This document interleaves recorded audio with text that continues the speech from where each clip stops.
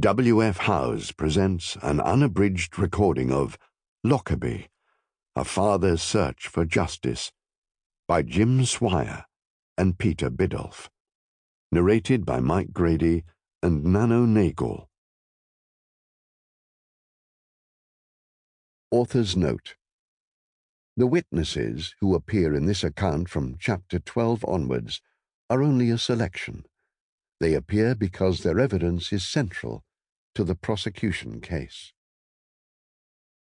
Preface. It was autumn 1999. The Lockerbie bombing had taken place 11 years earlier and was persistently in the news, sometimes even lead item on serious TV channels.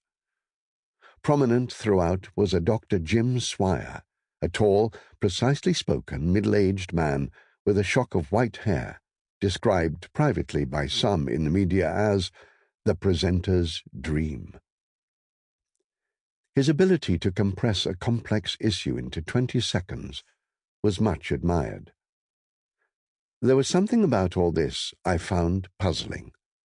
Why had no book been published? Where was that writer, that prominent journalist, stepping in to explain events, ask questions, lead the reader into an understanding of Jim Swire, his family, his tragedy, his deep mourning, his world-famous campaign for something I did not yet understand? I telephoned Jim. He seemed pleased at my interest and invited me to his home, a lovely semi-mansion on the edge of the quiet town of Bromsgrove in Worcestershire. There I was introduced to his wife, Jane, who, with kind eyes and a gentle smile, checked me out to calculate if I could be trusted. Why, I wondered.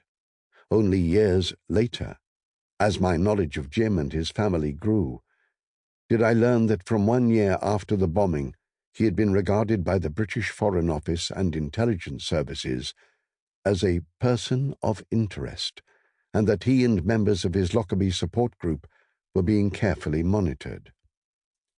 Within days of my first working meeting with Jim, my instincts told me that here was a hero challenging a cover-up on an international scale, created by several governments and aided by their intelligence services, and that the various elements of this extraordinary story might one day merge to become the theme of an important film or TV drama.